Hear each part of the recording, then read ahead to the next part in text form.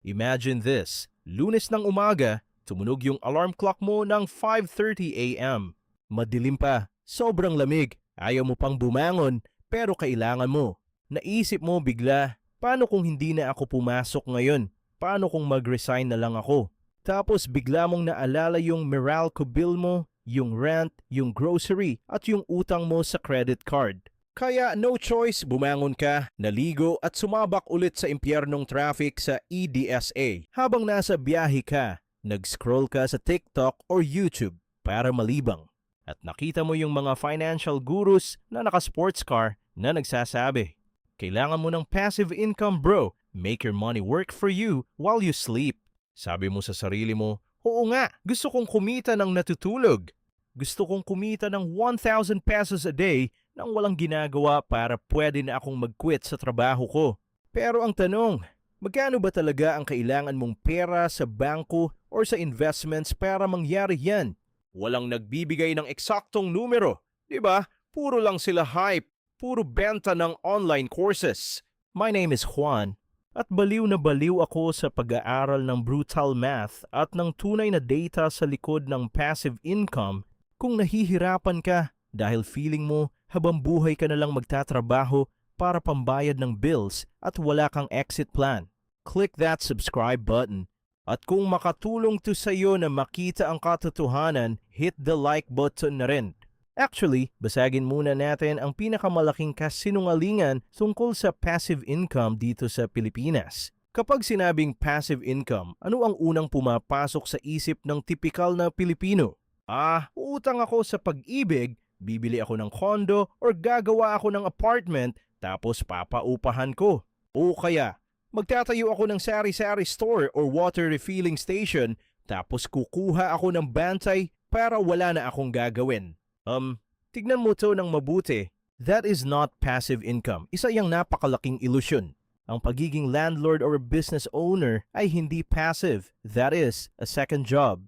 Nasubukan mo na bang maging landlord sa Pilipinas? Pag may nasirang inidoro sa apartment mo ng 3:00 ng madaling araw, sino ang tatawagan ng tenant mo? Ikaw. Pag hindi nagbayad ng renta yung umuupa sa iyo at nagtago na, sino ang mais-stress at pupunta sa barangay para magreklamo? Ikaw. That is active work. Nakakapagod yan. At madalas, lugi ka pa sa maintenance.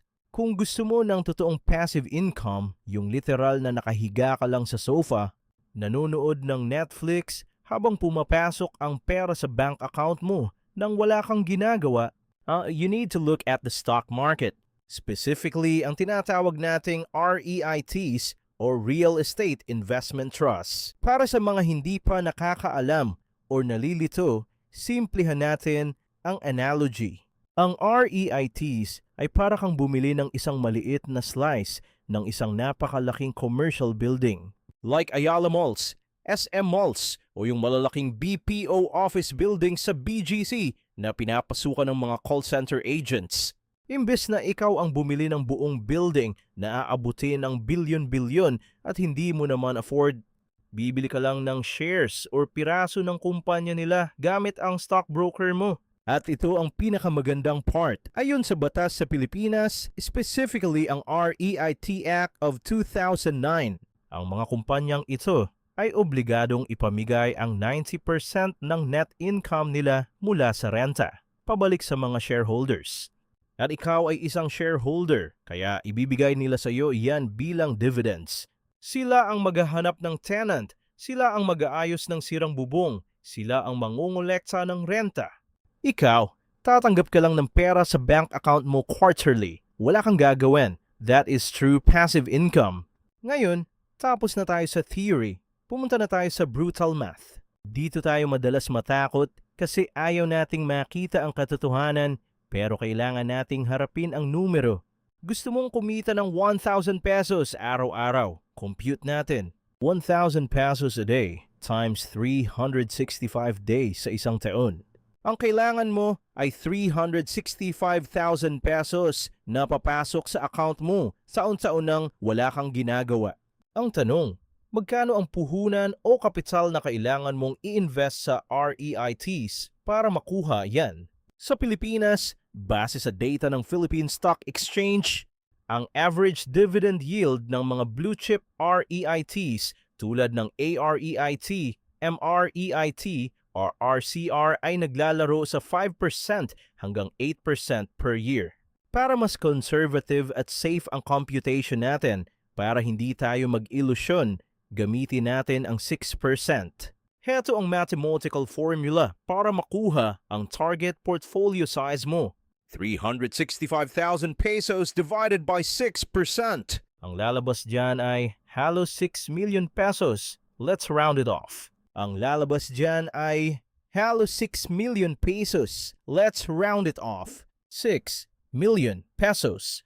Kailangan mo ng 6 million na naka-invest sa REITs para mabigyan ka ng 1,000 pesos a day for the rest of your life. Alam ko ang iniisip mo ngayon. Baka nagmumura ka na sa isip mo. 6 na milyon? Juan, sira ulo ka ba? Minimum wage lang ako. Saan ako kukuha ng 6 na milyon? Imposible yan para sa ordinaryong Pilipino. Sige, kalimutan na natin to. Mag-o-order na lang ako ng milk tea at magtatrabaho na lang ako hanggang mawala na ako. Hold on, huwag kang magpanic. Kalma. Dito pumapasok ang behavioral psychology at ito ang rason kung bakit nananatiling mahirap ang marami. Ang tawag sa nararamdaman mo ngayon ay present bias na nahaluan ng overwhelm. Kapag nakakita ang utak natin ng isang numero na sobrang laki at parang imposible na maabot, ang automatic defense mechanism natin ay sumuko agad. At bumabalik tayo sa mga maliliit na bisyo na nagbibigay ng instant gratification, pampalubag loob kumbaga. Hindi ko naman maa-achieve yung 6 million, kaya ibibili ko na lang to ng bagong iPhone. At least ito, nahahawakan ko na ngayon. Pwede ko pang i-flex. Pero kapatid, dito na nagiging sobrang interesting ang laro ng pera. Ang hindi alam ng karamihan, hindi mo kailangang magkaroon ng 6 million pesos ngayon.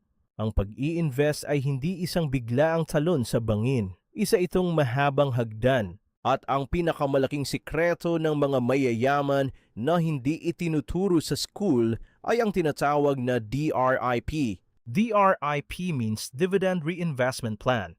At ito ang magti-trigger ng snowball effect. Hindi ka magsisimula sa goal na 1,000 a day. Nakakabaliw yun. Magsisimula tayo sa Step 1. Milestone 1, the 50 pesos a day goal. Gusto mo lang kumita ng 50 pesos araw-araw nang walang ginagawa. Pambili ng kape sa umaga o pandagdag sa paymasahe. 50 pesos times 365 days equals 18,250 a year. I-divide natin sa 6% yield. Ang kailangan mo ay 300,000 pesos.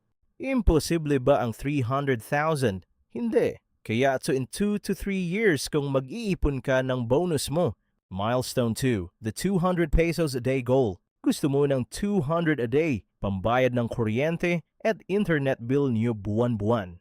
Kailangan mo ng 1.2 million pesos para dito. Pag na-hit mo to, kahit mawalan ka ng trabaho bukas, hindi mapuputulan ng kuryente ang pamilya mo. Paano ka aabot sa 6 million mula sa 300,000? Dito gagana ang compounding. Yung 18,000 na kinita mo sa unang taon, hindi mo gagastusin. Ibibili mo ulit ng bagong REIT shares. So sa year 2, ang nagtatrabaho na para sa'yo ay yung original na puhunan mo plus yung kinita mong dividends, parang snowball na pinapagulong mo mula sa tuktok ng bundok. Pabilis ng pabilis, palaki ng palaki. Ngayon, may magtatanong, kasi palaging may takot. Juan, paano kung bumagsak ang stock market? Isa, yan sa pinakamalaking misconception na pumipigil sa mga Pilipino na yumaman. Yes, ang presyo ng share sa stock market ay umaakyat at bumababa araw-araw. Pabago-bago, yan. Pero ang tinuturo ko sa iyo ay dividend investing, hindi day trading. Iba ang presyo ng share sa ibinabayad na renta. Kahit bumaba ang presyo ng share sa market, ang mga tenants sa SM at Ayala Malls ay nagbabayad pa rin ng renta buwan-buwan. As long as nagbabayad sila ng renta, tutuloy ang pagpasok ng dividends mo sa bank account mo. In fact, para sa mga matatalinong investors, kapag bumagsak ang presyo ng REITs sa market, that is a sale. mas madami kang mabibiling shares gamit ang parehong amount ng pera mo. Kaya mas tataas pa ang dividend yield mo. Let's be completely honest. The math is brutal and the timeline is very long. Baka abutin ka ng 10, 15 or 20 years bago mo mahit yung 6 million pesos na portfolio. Pero ano ang alternative mo? Tignan natin ang kabilang option. Gagastusin mo yung pera mo ngayon sa mga bagong sapatos, sa mga sasakyan na nagda-depreciate at after 20 years, gigising ka pa rin ng 5:30 a.m. mas matanda na, pagod na pagod. Pulang ipon at takot na takot matanggal sa trabaho kasi wala kang safety net. Kapatid, listen to me carefully. You are not just investing in real estate. You are buying back your own time. Bawat 1,000 pesos na inilalagay mo sa rates ngayon ay isang oras sa future na hindi mo na kailangang magtrabaho para sa ibang tao. Huwag kang matakot sa 6 million. Magsimula ka sa 1,000 pesos. Buksan mo yung brokerage account mo. Bumili ka ng unang share mo ng AREIT, MREIT, or kahit anong blue chip REIT. Start the snowball today. Huwag mo nang ipagpabukas. Ako si Juan. Tinuturo ko ang brutal na math ng pera para hindi ka mapag-iwanan ng sistema at para hindi ka mamatay na mahirap. Kung nakita mo yung value ng video na to, huwag mong suluhin. I-share mo ito sa group chat nyo para sabay-sabay kayong mag-build ng dividends. At i-hit mo na yung subscribe button para sa mas marami pang data-driven reality checks. Maraming salamat sa panonood. Always play the long game. Cheers!